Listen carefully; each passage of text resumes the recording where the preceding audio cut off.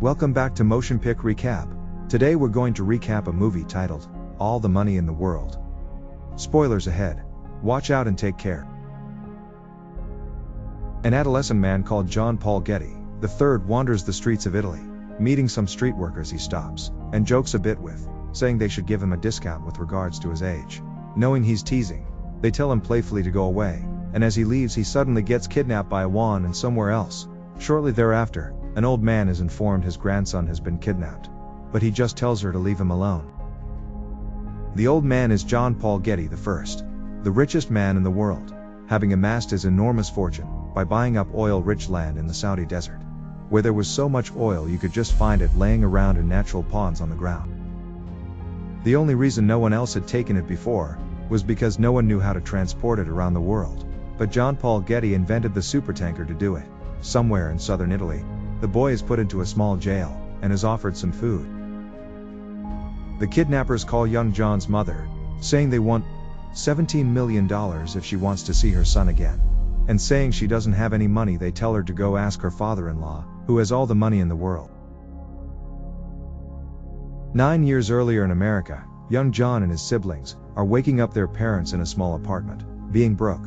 She asks her husband to call his own father to ask for a job, since they can't continue living like this, and he replies he hardly knows his father. She says they will have to try either way, and next they are writing a letter to see if his father will consider helping him get a job in his company. Some weeks later they receive a letter from his father, John Paul Getty I, having been invited to Rome. She gets happy, and they all fly to Italy shortly after, arriving at a very nice hotel in the middle of Rome. They are led up to a room, and young John starts touching some small statue, and his mother gets worried, saying, "It looks very old, and is probably priceless." And then John Paul Getty I appears, saying nothing is priceless, that he deplore that word. He then adds some experts have told him that minotaur dates from 460 BC, saying he picked it up in the black market in Greece for $11 from a crippled guy that first wanted $19, having spent 1 hour to bring him down to 11. He says today it would bring in over $1 million at an auction, saying he want the young John to have it, and they are all shocked, but he adds, nothing is out of reach for a Getty. He says he is glad they are there, and says he will help his son get a job. Old John Getty remarks they shouldn't stay here, but go and celebrate this union. At a nice breakfast a day later, young John is helping his grandfather to answer letters, and old Mr. Getty tells his son he has a job for him. He adds he will become executive vice president of Getty Oil, in charge of their European operations, and his son says he knows nothing about oil, and old John says he's giving him a job and that he will have to swim or sink. He then shows his grandchild young John a special historical place in Rome that he is trying to buy, and then we fast forward some years, learning young John's father couldn't control his drinking, and ended up miserable. Incapable of living with a drunkard, John's mother is divorcing her husband and is negotiating with old Mr. Getty, who will give her nothing, and she gives up trying, saying she just wants him to help pay basic childcare. He is confused since everybody wants his money, but she says she just wants her son, and he is baffled. Thinking he is being tricked somehow, she leaves and starts a new life with her son John. Back to the present, she is desperately trying to talk to Mr. Getty about her son being kidnapped, but he refuses to talk with her. On TV she watches as reporters ask if he will give the $17 million to get his grandchild, and he answers that he has 14 grandkids, and if he starts paying for one he will have 14 kidnapped grandkids. They ask what he will pay then, and he answers he will pay nothing, and John's mother is shocked, telling Mr. Getty's secretary to tell Mr. Getty she is coming. And when informed, Mr. Getty says he wants Fletcher Chase to come back. In some distant country, Fletcher Chase is seen negotiating on behalf of Mr. Getty to get more control over oil production. Suddenly Chase is summoned, and shortly after we are taken to the United Kingdom where Mr. Getty is living. John's mother arrives, waiting patiently for Mr. Getty to have time for her, and then Chase arrives too. He makes comments on a new painting, asking if she knows what it is worth, but she just asks back if he thinks she can just take the painting and run, which he says she can't since it would set off an alarm. Mr. Getty is outside, practicing shooting with 2 younger women, and Mr. Chase is given a gun. Mr. Getty says young John means everything to him, wanting Chase to find the boy and extract him by any means possible, and as inexpensive as possible, telling him to not involve his mother, which could complicate the operation. Meanwhile, she is trying to make a long call to America, but fails, and Chase appears explaining they will get her son back using sophisticated negotiation tactics, saying he has experience in dealing with the worst kind of people there is. She refuses to leave until she speaks to Mr. Getty, but they tell her he has left the estate, and she and Chase decide to go to Italy together. They try to leave the airport, having to swing through a sea of journalists, and they go to the police headquarters. Chase says nobody really wants money, they all want something that money increases the opportunity to get. But the Italian detective says these are communist terrorists, and can't be negotiated with. Mr. Chase believes he can negotiate with the kidnappers, but the detective says it's better they leave this to them for their own safety. Next they are driving to the place where she lives in Italy, and on the way paparazzi are following them, so Chase has to drive them down. They arrive, and in the house police are everywhere as protection, and her daughter can't really sleep that well. She and Chase talk, and he describes what he does, being a master negotiator for Mr. Getty, doing whatever he needs. The police start asking irrelevant questions about her, and Chase cuts in saying they should focus on getting the boy instead. Somewhere in southern Italy, one of the kidnappers shares cigarettes with John, remarking if he was his son he would have robbed a bank to get the money to pay for him. Suddenly the kidnapper forgets he has no mask on him and John sees his face. The man remarks if his boss finds out he saw his face, they will rip his eyes out so he can't identify them, because even blind his family will pay for him. John begs him not to tell his boss, and the man says he won't if he promises not to identify him, or describe his face to anybody. And they have an understanding. Mr. Chase knows some people, and gets in contact with an Italian communist group, claiming to have John. But he quickly figures out they are not the kidnappers, and they start telling the truth. They say that John once came to them saying they could pretend to kidnap him, so that they all could make a bit of money from their grandfather. But now they suspect he went and did that with some other group. Chase asks his mother if she and John are plotting to get money from Mr. Getty, and she replies absolutely not, and Chase returns to the United Kingdom. As the two meet and talk, Getty says anybody can get rich, that it's easy to get rich but hard to stay rich. Mr. Getty says he wanted to teach young John everything and give it all to him, but now know that is not possible anymore, since he is not capable. Meanwhile in Italy, John has to go to the bathroom and a guy takes him out, but John sees his face. Angry, he takes out his gun, and then another man appears. Seeing John now can identify his colleague, and the other decides to take out his gun too, and then a shot is heard from a distance. Suddenly Mr. Chase gets a call that they have found young John's body, that they have to come and identify, so that it is really him. They arrive and are warned because the body was burned, and they are shown. His mother says immediately that it's absolutely not John, and Chase gets angry at the police, saying anybody could see it's not John since this body is of a grown man. Next we see that the guy's body they found was the guy John saw the face of, and the other man with the mask must have shot him, and they get a lead. Not long after they know where they all live in the group, and special forces are called in. The communist group are packing to leave, and suddenly the police decide to attack them. Every single individual in the kidnapping group holding a gun are shot immediately, but as they get to the jail, they find it empty.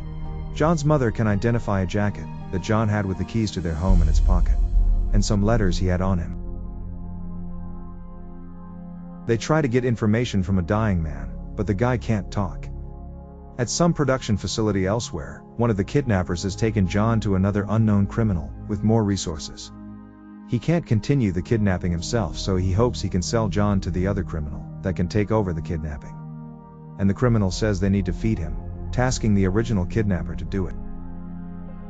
In the United Kingdom, Chase tells Mr. Getty, the boy has been sold to a criminal human trafficking investor, and they need to pay or John might disappear forever. Mr. Getty refuses to pay, and in Italy John's mother is getting a call from the original kidnapper, who says he is not in charge anymore, and she becomes totally irrational. She argues with Chase and doesn't want to see him, but he says he's her best shot at getting John back.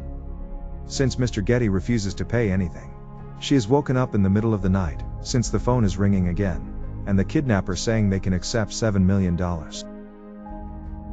Somewhere else, Mr. Getty meets a man that says there can't be any more games, that he has to pay in cash today. And Getty brings forward a case full of cash. He has bought a painting for $1.5 million, and is told that it can never be publicly displayed, due to the origin of it.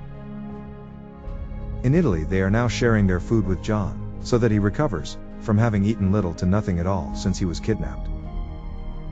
Soon after, John is left alone and hears them playing music outside, seeing an opportunity to escape. Using matches and paper, he creates some easy burnable projectiles. He lights them and shoots them out into the fields that start catching fire. While the people outside play loud music, he tries to break down the locked door on the other side of the building. He gets out, and suddenly they all notice the burning field, and all stop to run and try to extinguish the big fire. John manages to stop a car and get help from a man who brings him to a local police station, where he gets to make a phone call.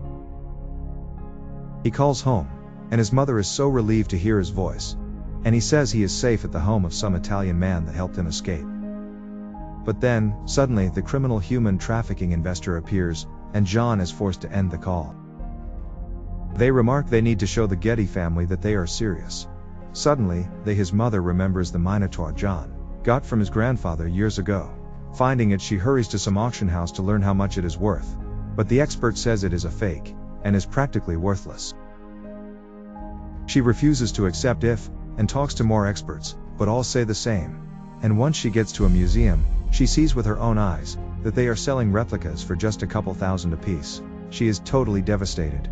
And back in southern Italy, the original kidnapper comes running with alcohol, saying he must drink to lessen the pain, saying they are going to take one of his ears. They put him to sleep, and a surgeon prepares to take off one of his ears.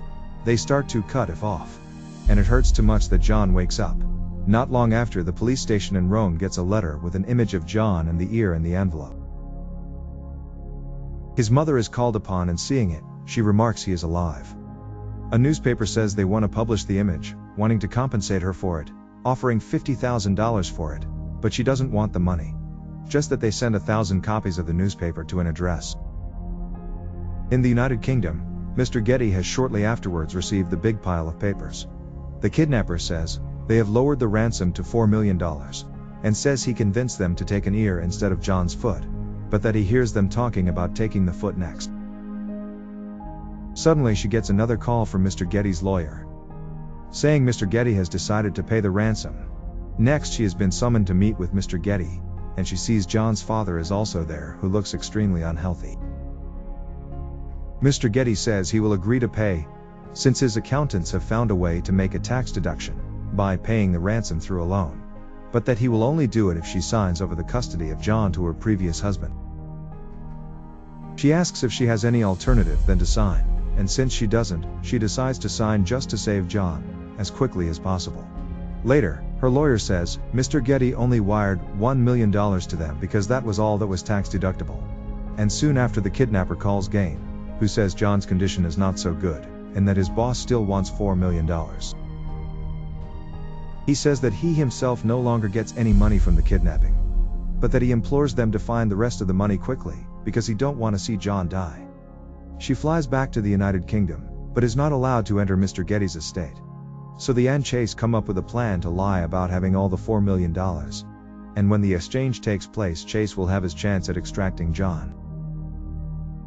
Mr. Getty sees when she says at TV, she has the $4 million, and getting confused, he summons Chase to understand how she got that money. Getty remarks she must have slept with someone to get the money, asking how she did it. But since Chase won't say, Mr. Getty remarks he has a contract with him, and will enforce it if he doesn't say. Mr. Chase becomes angry, saying he don't think so, because whatever personal security he currently enjoys comes from him, that all security systems and all guards were trained by him, protected by any threat possible, unless the threat is him. Chase says he is a cheap son of a bitch, leaving him. But surprised, as he returns to Italy, their lawyer asks what Chase said to Mr. Getty, because they wired the rest of the $4 million. The process of exchanging the money for John begins, and since no cars are allowed to drive on the roads of Rome on Sundays, the kidnappers want it to happen then, so they can see no cars are following them. they are told the instructions of how to drive and where to drive. Having the money in 2 suitcases on the roof. When a small stone hits their windshield, they should stop and unload the suitcases with cash. They are instructed to wait at the petrol station down the road while they count the money, and will get a phone call when they have confirmed. It is 4 million. They are waiting patiently while they count it all, and meanwhile the original kidnapper tells John he hopes he gets to clean up soon. The other criminal tells John to stay here or they will kill him, but the original kidnapper whispers to not stay but instead run and get away from here as fast as possible.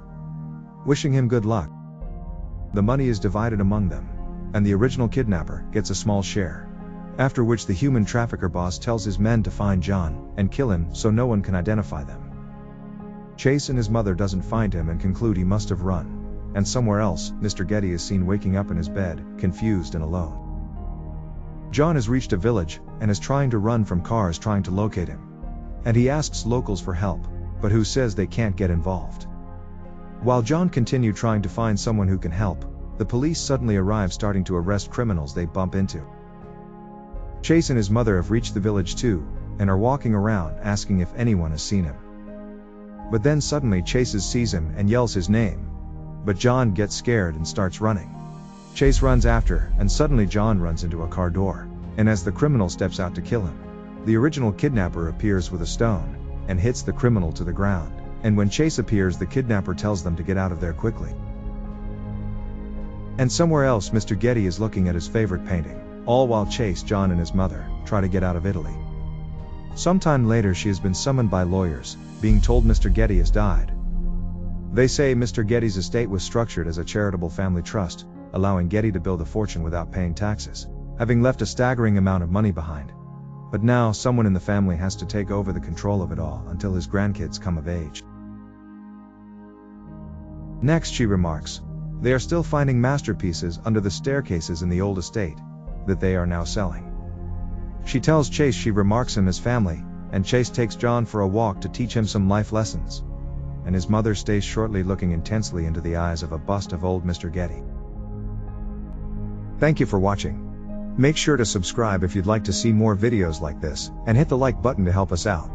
Until next time, take care.